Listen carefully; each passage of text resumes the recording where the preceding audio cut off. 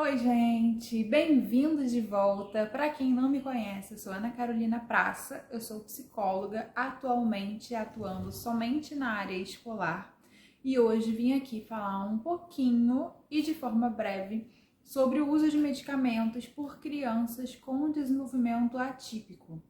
Vou falar de forma breve porque, como psicóloga, não é a minha área, né? Explicar detalhadamente sobre a ação medicamentosa.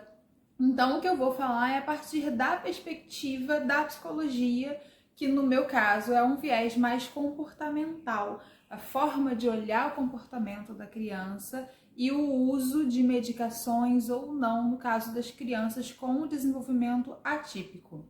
E aqui, quando eu digo crianças com desenvolvimento atípico, eu vou focar bastante, nos exemplos, falando sobre os casos de TDAH e de TEA. Então, crianças com déficit de atenção e hiperatividade e dentro do espectro do autismo.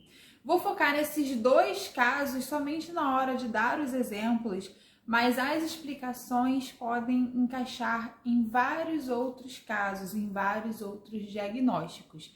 Mas também pensando na realidade da psicologia infantil, autismo e TDAH dominam, a grande maioria dos diagnósticos na infância. Acho que o ponto principal da gente ter claro quando a gente fala sobre esse assunto é que acho que em todos os casos, não sei se eu posso generalizar, então vou falar em quase todos, na maioria, de crianças com desenvolvimento atípico, esse quadro, nesse diagnóstico, ele não tem uma cura. Então, toda a ação de intervenção, inclusive medicamentosa, é em cima dos sintomas. Não existe, se você for na farmácia ou se você perguntar ao médico que acompanha a sua criança, não existe um medicamento, por exemplo, para TDAH. Existe um medicamento para atenção, por exemplo, não existe um remédio para o transtorno do espectro autista, mas vai existir um medicamento para controlar, por exemplo, a agitação ou a agressividade. Então, esses quadros não têm cura, por isso não tem medicamentos também voltados especificamente para aquele quadro, característico de sintomas, mas existem os medicamentos ali que vão agir pontualmente nos sintomas. Assim como, por exemplo, não existe um remédio para a gripe, mas existem remédios para os sintomas da gripe. Então, se você tem febre, você vai tomar um antitérmico. Se você está com dor, você vai tomar um analgésico e assim vai. Nem todo caso precisa de medicamento. Então, o profissional que vai avaliar se precisa ou não é o profissional médico. Também não é o profissional psicólogo, ok? O profissional psicólogo e os outros terapeutas que acompanham a criança, fono, terapeuta ocupacional, eles podem, a partir das intervenções, a partir do que eles observam de avanço ou de retrocesso da criança, a partir do que eles conhecem a nível de comportamento da criança, eles podem, na troca com o médico, fazer essa avaliação aí multidisciplinar para avaliar se a criança vai se beneficiar ou não do uso do medicamento. E aí isso deve ser pensado junto. Mas a palavra final é do médico, porque é o profissional que vai estudar profundamente sobre essa ação medicamentosa dentro do organismo. Da mesma forma que o uso do medicamento vai ser benéfico ou não para a criança, a ação em volta daquela criança também precisa ser multidisciplinar.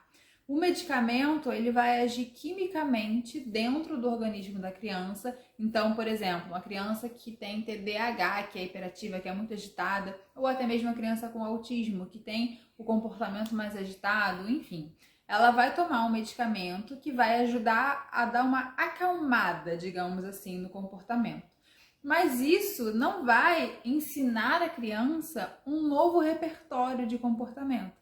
Então, é como, vamos supor que a criança é muito agitada, agressiva, enfim, E aí na sala de aula ela não para quieta, então ela não aprende porque ela não consegue parar para prestar atenção ali no que está sendo ensinado, certo? vocês devem concordar comigo que isso é, tipo, 8 de 10 crianças dentro da sala de aula. Nem todas essas 8 de 10 crianças vão precisar de medicamento. Mas as que forem avaliadas pela equipe, né, multidisciplinar, junto de um profissional da medicina, e forem usar o medicamento, só essa ação química de acalmar a criança e fazer ela ficar sentada, por exemplo, não vai ensinar um novo repertório. A gente só vai ter controlado o corpo da criança. Mas se a gente colocar ela sentada, conseguindo prestar atenção e ensinar de um jeito que ela aprenda, em terapia, inclusive, né, fazer ali uma intervenção psicológica, fonoaudiológica, em outras especialidades, enfim, isso vai fazer com que aumente o repertório da criança.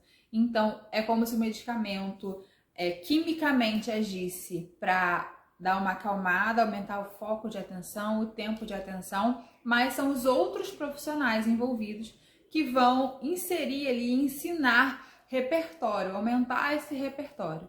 Se a gente só dá o medicamento para a criança e a criança dá essa acalmada, mas a gente não faz mais nada, né? Se a gente pensa assim, não, ela tá tranquila, não tá incomodando, então deixa ela quietinha ali no canto, em algum momento esses comportamentos vão voltar, porque vai ser a forma como ela costumava agir, como funcionava, né, na cabeça dela antes. Então ela vai retomar esses comportamentos, porque é como ela sabe se comportar.